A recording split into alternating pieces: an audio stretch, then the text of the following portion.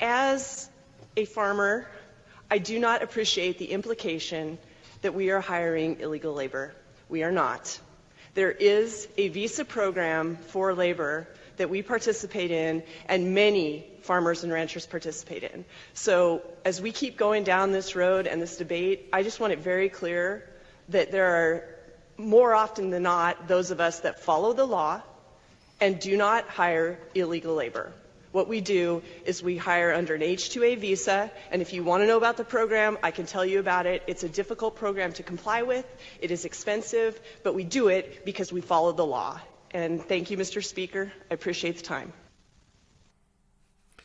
Okay. Again, it's like you can show people facts. You can have people admit that we just heard 35,000 illegal immigrants in Idaho. What are they doing? Are they just living under a bridge, not doing anything?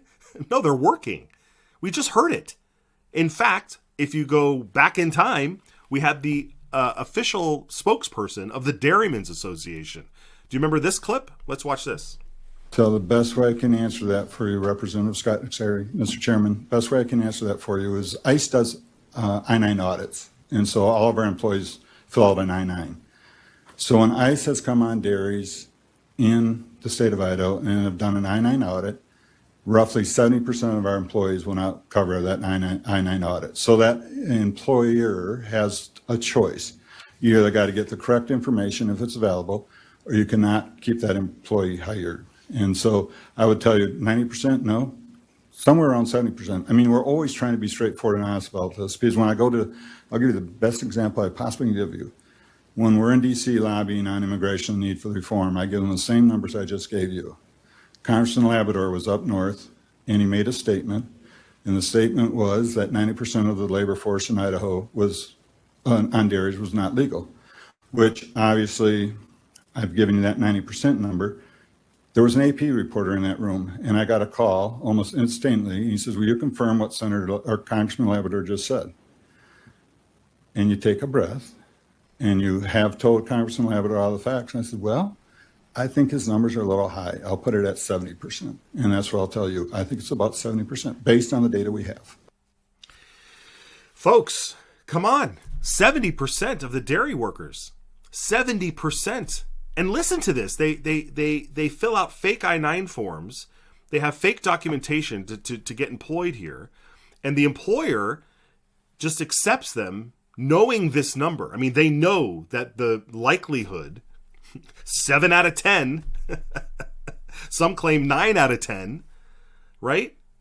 But 7 out of 10 times, this person who's filling out your paperwork is going to be fake. But they turn a blind eye, right? They aid and abet an illegal alien to work in the dairy operations for whatever reason. Because Americans, these are jobs Americans won't do, right?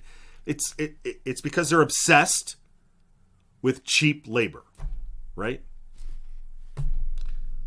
There's a way. There is a way to entice Americans to do these jobs. There is a way. We're not going to get into that. But what we're going to highlight, though, is that when Representative Megan Blanksma stands up and says, "We are not hiring illegals," I mean, maybe she's just speaking like personally. She's like, "I'm just a farmer. I don't hire illegals." Well, that's fine, Megan, but that's not what we're talking about here.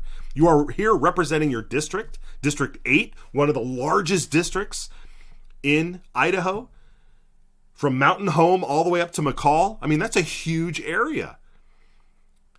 Probably a few dairy farms in there. I don't know. I don't know if they're concentrated in one specific area. But if you're covering Mountain Home all the way up to McCall and all the way out to Custer County and all that stuff, I'm pretty sure there's a dairy farm in there somewhere where 7 out of 10, possibly 9 out of 10 of those workers are illegal. So I don't know why these people don't pay attention to what other people are talking about. It's bizarre.